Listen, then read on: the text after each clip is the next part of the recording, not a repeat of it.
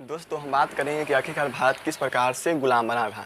सबसे पहले हम बात करेंगे कि 1600 ईस्वी में British east India company Bharat आया था।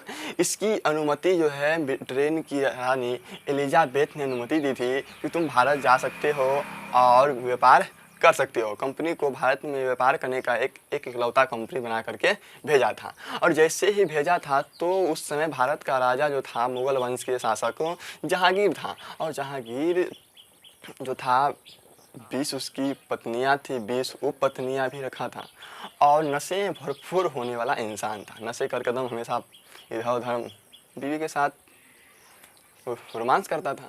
और उस समय क्या हुआ, अंग्रेज़ों का एंट्री हुआ और ब्रिटिश ईस्ट इंडिया कंपनी ने क्या किया, जहांगीर के दरबार में गया और बोला महाराज मुझे आपके यहाँ व्यापार करने के लिए कुछ क्षेत्र चाहिए। कहा क्या चाहिए बोलो। कहा मुझे अधिकार करने के लिए, मुझे व्यापार करने के लिए अधिकार दीजिए।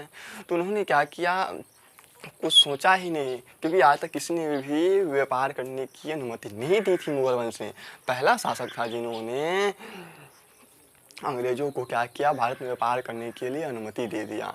और यहाँ से शुरुआत होती है भारत की गुलामी की प्रथा और गुलामी का लगातार समय स्टार्ट होता है। और अंग्रेज़ों ने जब भारत में एंट्री किया तो उन्होंने देखा कि सरकार ने तो अधिकार दे ही दिया है। तो उन्होंने क्या किया, धीरे धीरे बाकी राजाओं को जानने का स्टार्ट किया। फिर भारत भर जगह घूमा, धीरे धीरे देखा कि लोग किस प्रकार से रह रहा है, राजाओं का क्या चाल चलन है, उसको धीरे धीरे व्यापार करके उन्होंने समझना स्टार्ट किया। जब समझ गया तो उन्होंने क्या किया, उसको किस प्रकार से एक दूसरे के प्रति लड़ाना है ये भी प्लानिंग कर लिया। और एक दूसरे को आपस में लड़ा करके एक दूसरे राजा को विजय दिला दिया, जिससे क्या हुआ, कंपनी की नींव थोड़ी मजबूत हो गई। क्योंकि जिस राजाओं को उन्होंने जिताया उसको विश्वास हुआ ये काफ़ी हद तक हमारे काम के लिए उपयोगी है, तो क्यों ना हम इन लोगों के साथ हाथ मिला करके दोस्ती कर लें। दोस्ती किया, उसको किसी को ज़मींदार बना दिया, किसी को ठेकेदार बना दिया। इस प्रकार से भारत की धीरे धीरे जो भी सिस्टम था उसको ब्रिटिश ईस्ट इंडिया कंपनी ने उसको धीरे धीरे जानना स्टार्ट किया। अब जब उसको भारत की कमजोरी ही पता चल गई तो धीरे धीरे उन्होंने क्या किया, एक छोटे राजा से बड़े बड़े राजाओं को लड़ाना स्टार्ट किया।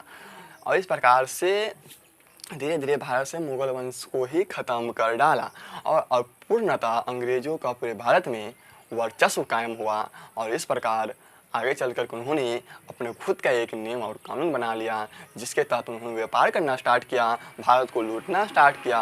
भारत में जितने भी बड़े कीमती सोने चांदी हीरे थे सभी को लूट करके वो अपने देश ले गए, जिनमें एक बहुत ही फेमस डायमंड है जिसका नाम है कोहिनूर हीरा।